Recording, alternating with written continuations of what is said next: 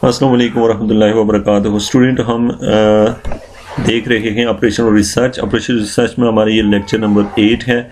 इसमें हम आज जो सीखना चाह रहे हैं वो है कि टाइप्स ऑफ ऑपरेटर।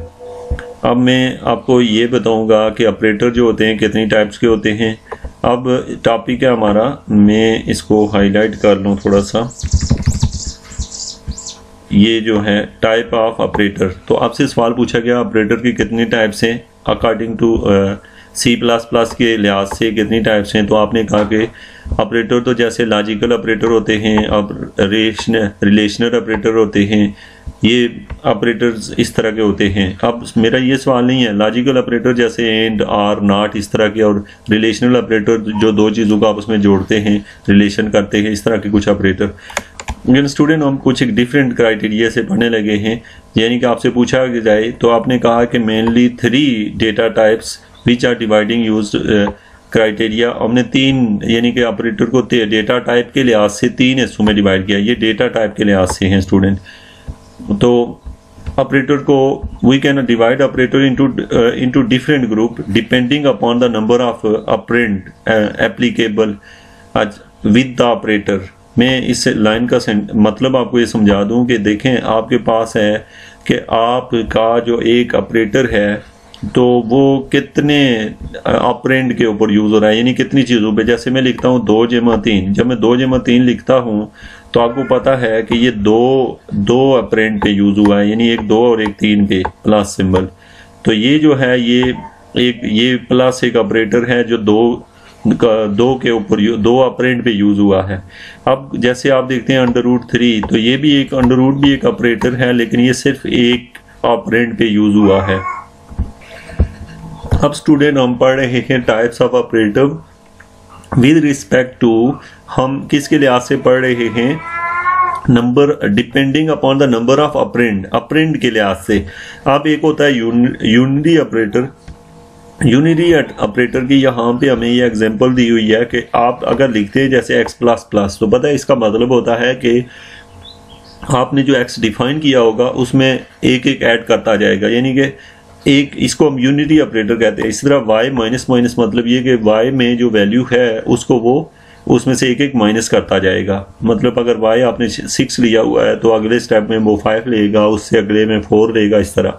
तो इसका मतलब है कि आपसे पूछा गया टाइप ऑफ ऑपरेटर, तो आपने कहा कि जो है हमने 3 मेन जो कैटेगरीज में इसको डिवाइड किया हुआ है। एक यूनिटी ऑपरेटर है जिसकी डेफिनेशन आप लिखेंगे यहाँ से, there are the operator which operate on a single operand. तो ये बस इसकी डेफिनेशन है, जो सिंगल ऑपरेंड पे यूज होती है, इसको कहते हैं यूनिटी ऑपरेटर, और ये उसके एग्जांपल है।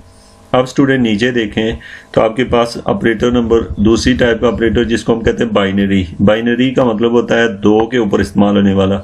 अब आपके पास है there are the operator which operate on 2 operand. जो 2 ऑपरेंड पे यूज हो उसे बाइनरी ऑपरेटर कहते हैं, जो 3 ऑपरेंड पे यूज हो उसे ट्राइनरी कहते हैं। तो इस तरह आप समझ गए हैं। तो इसका मतलब है कि यहाँ पे for example all arithmetic operator mean plus का ऑपरेटर हो गया, माइनस, मल्टीप्लाई, डिवाइड, ये चारों। And all the relational operator कौन कौन से होते हैं। अच्छा, याद रखना कि एक को कहते होते हैं अर्थमेटिक ऑपरेटर्स। अर्थमेटिक ऑपरेटर में प्लस, माइनस, मल्टीप्लाई, डिवाइड आता है। रेशनल ऑपरेटर के अंदर, रिलेशनल ऑपरेटर में आपने उसका टेबल भी देखा होगा रिलेशनल ऑपरेटर का, जिसमें रिलेशनल ऑपरेटर जैसे एंड आर वगैरह यूज होते हैं। और ये सारे के सारे बाइनरी ऑपरेटर के अंदर आते हैं, क्योंकि ये 2 चीज़ों को आपस में रिलेट करते हैं। तो ये नीचे देखें, x जो है वो ग्रेटर देन y है and x greater than z है। तो ये कौन सा है, ये बाइनरी ऑपरेटर्स हैं। तो ये उसकी एग्जांपल है। उसके बाद स्टूडेंट आपसे पूछा गया क्वेश्चन का, यानी कि तीसरी जो टाइप हुई है वो है ट्राइनरी ऑपरेटर। अब ट्राइनरी ऑपरेटर जैसे आप पढ़ के आए हैं, as the name suggest there are the operator which are applicable on 3 operand. यानी ये शुरू में ये लिखने की जरूरत नहीं, एज द नेम सजेस्ट आप ये लिखेंगे there are the operator which are applicable on 3 operand, और उसके साथ आप इसकी एग्जांपल देंगे। आप एग्जांपल को आप देख लें कि आप यहाँ पे देख रहे हैं कि यहाँ मेरे पास है इंटीजर y = 3 है, int x है, तो x जो है वो इक्वल है y ग्रेटर देन 10 और यहाँ पे साइन ऑफ इंटरोगेशन है और 1 to 10। तो ये since y is lesser than 10 x is assigned a value of 0, तो ये जो है हम खुद से कुछ वैल्यू असाइन करते हैं। तो यहाँ पे हमारे पास है एक तो आपके पास y की वैल्यू गिवन है, x की वैल्यू आप खुद से जो है ना वो ला रहे हैं। तो इसके साथ साथ स्टूडेंट ये कि इस तरह का जो ऑपरेटर होता है, जैसे कि ऊपर इसके जो सिंटैक्स है वो ये है, इसको आप समझें। तो एक्सप्रेशन नंबर 3 कंडीशन यहाँ पे हम लिखते हैं सवालिया निशान, जिसको हम sign of interrogation, expression 1 and expression 2। तो यहाँ पे जो चीज़ें यूज़ हुई हैं, एक तो ये आपने गेट किया है और ये 2 आपको पहले से गिवन है। तो इस तरह का जो ऑपरेटर है जिसमें 3 ऑपरेंड यूज़ हों, उसको हम कहते हैं ट्राइनरी ऑपरेटर्स। तो ये हमारा टॉपिक क्लोज हुआ है ऑपरेटर के पॉइंट ऑफ व्यू से इन C++। अब स्टूडेंट हम एक नए टॉपिक पे जा रहे हैं, एक है आउटपुट मैनिपुलेटर। अब आपका ये नया टॉपिक है, आप इसे लिखेंगे आउटपुट मैनिपुलेटर। अच्छा, याद रखिए कि आउटपुट के मीनिंग होते हैं कि जो चीज़ आपको यानी कि स्क्रीन पे दिखाई देती है या उसका आपका रिजल्ट आपके पास आता है, तो उसको हम कहते हैं आउटपुट मैनिपुलेटर। अच्छा, याद रखना कि आउटपुट मैनिपुलेटर जब भी यूज़ होता है तो ये वाला सिंबल यूज़ होता है, ये आउट करने के लिए ये यूज़ होता है और इसको कहते हैं इंसर्शन ऑपरेटर। आपसे पूछा जाए कि इस ये जो डबल ये एंगल वाला पड़ा हुआ है तो इसको कहते हैं इंसर्शन ऑपरेटर्स। तो इसको हम पढ़ते हैं, ये आउटपुट के तौर पे यूज़ होता है। याद रखें कि आप लोगों ने शुरू में एक हेडर फाइल पढ़ी थी। अब हेडर फाइल डिफरेंट टाइप की होती है, उनमें से एक हेडर फाइल को हम कहते हैं IOMANIP.h। ये जो हेडर फाइल है इसका एक स्पेशल नाम है, इसका नाम है इनपुट आउटपुट मैनिपुलेटर.h। तो ये एक हेडर फाइल है और इस हेडर फाइल का क्या काम है, यानी कि इस फाइल के अंदर कुछ फंक्शनैलिटीज़ आती हैं। जैसे कि ये अगर आप शुरू में लिखेंगे तो इसके अंदर कुछ ऐसे फंक्शन यूज़ कर सकेंगे जो इसी के अंदर आते हैं, तो इसको शुरू में मेंशन करना ज़रूरी है। तो इन्हीं को हम पढ़ रहे हैं। आउटपुट मैनिपुलेटर में से एक मैनिपुलेटर ये है जिसको हम कहते हैं सेट विड्थ, जिसका मतलब होता है SETW, यानी इसका मतलब होता है सेट विड्थ। विड्थ मीन उसकी चौड़ाई को सेट करना। अब देखिए यहाँ पे आप इसके समझें कि सेट विड्थ हम कैसे यूज़ करते हैं। आप नीचे एक प्रोग्राम देख रहे हैं यहाँ पे, तो इसको जिसकी डेफिनेशन देख लें। The set width manipulator is use to set the field width from the next insertion operator. Next insertion operator से पहले फील्ड को सेट करता है। अब यहाँ पे देखें, लुक एट द प्रोग्राम 2.7। यहाँ पे understand how set width overcome the program posed by a default field width. अब यहाँ पे देखें, ये हमने एक प्रोग्राम ऐसे लिखते हैं। ये सारी जो ऊपर कहानियाँ आप पढ़ते हैं, बेसिक आपका फोकस प्रोग्राम पे होता है कि उसकी लाइनें आपको समझो। सबसे पहले ये 2 डबल बैकस्लैश पड़ी हुई हैं, इसका मतलब होता है कि ये एक कमेंट किया हुआ है, मतलब इसका प्रोग्राम ने इसको पढ़ना नहीं है, ये हमने अपनी समझ के लिए लिखा है। अब ये जो ऐश है ये आपकी हेडर फाइल से पहले लिखा जाता है। तो अब यहाँ पे हमने 2 हेडर फाइल यूज़ की हैं। पहली हेडर फाइल आपने काफ़ी दफ़ा पढ़ी है और दूसरी जिसको इनपुट आउटपुट स्ट्रीम.h कहा जाता है। अब दूसरी जो हेडर फाइल है जो कि हमने अभी पढ़ी है, इसको कहते हैं इनपुट आउटपुट मैनिपुलेटर.h। तो ये अभी तक आपने जो मेरे लेक्चर्स में जो 7 तक आपने 2 हेडर फाइल पढ़ी हैं, जो कि हम नीचे जाके कोई तीसरी भी पढ़ेंगे आज के ही लेक्चर में। तो अब स्टूडेंट ये जो है पहली वाली जो है इनपुट आउटपुट स्ट्रीम, इसका मतलब है कि इसके अंदर क्या क्या आता है आपने पढ़ा है, यानी सी आउट और सी इन आता है। इसके नीचे क्या क्या आता है, विड्थ सेट करना आता है, जैसे कि हम यहाँ पे करेंगे।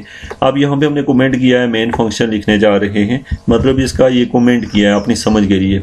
उससे पहले आप इसके आउटपुट देख लें। मैं आउटपुट पे दोबारा आऊँगा, नीचे जाके हम प्रोग्राम देख लेते हैं। नीचे जाके देखा तो यहाँ पे हम लिख रहे हैं कि देखें वाइड मेन और ब्रैकेट में INT और उसके बाद है दरबोन है, मॉस्को है, सिडनी है और पेरिस है। तो ये क्या दिया हुआ है, 4000 है, 5000 है, 10 है और 1 है। ये क्या है, ये हमें दिए हुए हैं नंबर ऑफ चर्चेज जो हैं किस कंट्री में कितने हैं। तो सी आउट में हमने लिखा सिटी यहाँ पे। अच्छा ये देखें हमने लिखा है सेमीकोलन के अंदर लिखा हुआ है सिटी अब ये जो CT है आउटपुट में टू द पॉइंट CT लिखा आएगा, और ये जो सिंबल है इसको हम इंसर्शन ऑपरेटर कहते हैं। ये लिखा हुआ सी आउट है, सी आउट का मतलब है जो हमें डिस्प्ले स्क्रीन में दिखाई देगा। और ये जो दो आप सेमीकोलन्स देख रहे होते हैं, इसका मतलब होता है कि ये जो दरमियान में सेमीकोलन के दरमियान में लिखा जाता है उसको हम लोग कहते होते हैं करैक्टर। करैक्टर वो वर्ड होता है जो टू द पॉइंट आउटपुट में लिखा जाता है। और आगे जाके देखें तो ये दोबारा से ये इंसर्शन ऑपरेटर पड़ा है जो आउटपुट के तौर पर यूज होता है। और आगे ये दो सेमीकोलन्स के दरमियान में लिखा हुआ है \T। अच्छा, यहाँ जी जो \T है इसका वर्क होता है कि वो स्पेस को एडजस्ट करता है, न्यू लाइन में जाता है, नंबर ऑफ चर्चेज। तो ये आपने पहली लाइन में लिख लिया। अब कौन कौन से CT हैं, सबसे पहले हमने सी आउट में लिखा \N। अच्छा, ये \N का मतलब होता है न्यू लाइन, यानी कि ये चीज़ नई लाइन में लिखे। यहाँ पे लिखा हुआ है दरबान और \T, और फिर आगे जाके आपने फिर लिखा है यहाँ पे, ये जो है हमारे पास ये जो वैल्यू लिखी हुई है सारी, ये आपको शो कर रही है कि ये करैक्टर है, लेकिन इसके साथ \N और \T करैक्टर का हिस्सा नहीं है। तो ये इसका जो आउटपुट टेबल है स्टूडेंट, ये हमें यहाँ स्क्रीन पे दिखाई दे रहा है। देखें CT आया, नंबर ऑफ करैक्टर्स, यहाँ पे इस किस शहर में कितने कितने चर्चेज हैं, यहाँ पे हमारे पास एक लिस्ट बनी है। लेकिन आप गौर से देखें स्टूडेंट, तो नीचे जाके तो इसी चीज़ को हम एक और प्रोग्राम नंबर 2.8 में लिखेंगे। आप गौर करेंगे इसमें और उसमें फ़र्क क्या है। इसमें और उसमें फ़र्क इतना है कि उसमें नंबर ऑफ जो लाइन थी आपकी वो एक प्रॉपर ये अरेंज में थी। जैसे यहाँ आउटपुट में आप देख रहे हैं, मैं ऊपर जाके आपको दिखाता हूँ कि ये कैसे लिखे हुए हैं, और ऊपर जाके देखें तो ये कैसे लिखी हुई है आउटपुट। यानी कि इसकी आउटपुट इस तरह है, इसके आउटपुट इस तरह है, यानी पीछे से वर्ड्स जो है वो इक्वल से है और इधर से भी इस तरह लाइन में आ रही है। ये किसका, ये आपने \T और न्यू लाइन यूज़ की हुई है। नीचे जाके देखें तो अगर आप इसी प्रोग्राम को इस तरह से लिखें, पहली जो header file to the point same है, इंक्लूड ये भी सेम है, input output manipulator header file भी सेम है। अच्छा, यहाँ पे मेन फंक्शन सेम है, ये लाइन सेम है, सिर्फ इसमें हमने यूज़ किया है सेट विड्थ कमांड यूज़ की है। हमने सेट विड्थ किया 10, यानी कि हमने उसकी विड्थ 10 रख ली है, और जो CT के लिखा इसकी विड्थ हमने 10 रखी, और जो हमने 30 विड्थ रख ली है नंबर ऑफ चर्चेज के दरमियान में जो विड्थ रखी है वो हमने 30 रख ली।